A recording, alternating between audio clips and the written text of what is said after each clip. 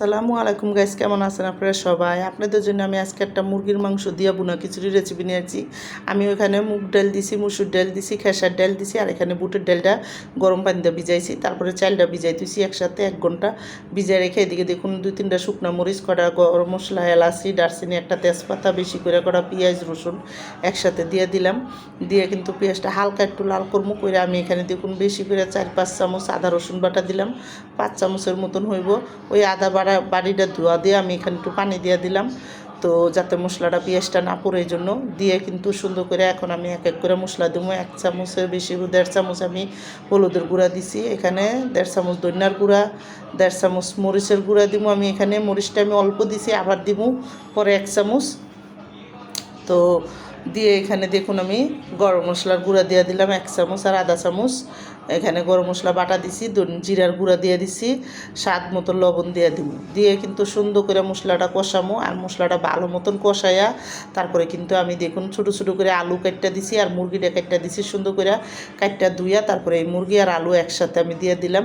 দিয়ে আমি অল্প একটু পানি দিলাম যাতে মুরগিটা আর আলুটা সুন্দর করে সিদ্ধ হয়ে যায় এই মশলার সাথে। আর যখন ভালো করে কষানো হয়ে যাব, দেখুন কষান যখন হয়ে যাব, আমি কিন্তু এখানে বেশি করে কটা টমাটো দিয়ে দিছি। টমাটোটা একটু বেশি দিবেন, খিচুড়িটা খাইতে অনেক মজা লাগে। দিয়ে কিন্তু দেখুন যখন সুন্দর মতন কষানোটা তেল উঠতেছে, আমি আলু আর মশলাটি আর মাংসটা উঠাই নেব। তারপরে মশলার ভিতরে আমি কিন্তু এখানে বুটের ডালটা দিয়ে দেব। তো আমার এই বুনা খিচুড়ির রেসিপিটা যাদের পছন্দ তারা লাইক সাবস্ক্রাইব দিন, প্লিজ আমার ভিডিওটা বেশি বেশি শেয়ার করে দিন আর সাবস্ক্রাইব করে দিন।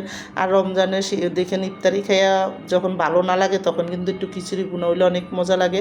তো দেখুন আমি ডালটা আগে দিছি, তারপরে কিন্তু ডালটার সাথে চালটাও দিয়ে দিছি, আর এখানে যখন কষাইয়া আমি কিন্তু গরম পানি দিয়ে দিছি। আমি চাইলের জন্য এখানে একটু লবণ দিছি, আর অন্য কোনো মশলা দিই নেই।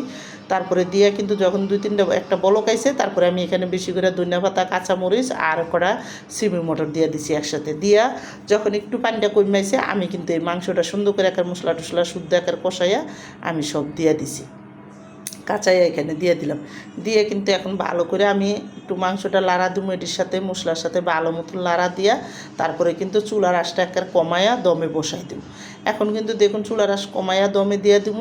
যখন সুন্দর করে হয়ে যাব, তারপরে কিন্তু দেখুন আমি উপরে দিয়ে একটু ঘি দিয়ে দিছি, আর ঘিটা দিয়া তারপরে ভালো করে একটু লাড়াচাড়া দিব যাতে সব দিকে ঘিটা সুন্দর করে লাগে। এর ভিতরে খিচুড়িটা কিন্তু আমার পুরো হয়ে আছে, আর আমি আজকে এই খিচুড়িটা ভাতের চাল দিয়ে রান্না করছি, অনেক মজা লাগে এই খিচুড়িটা। আর আমি এই খিচুড়ির সাথে 3 রকমের ভর্তা বানাইছি।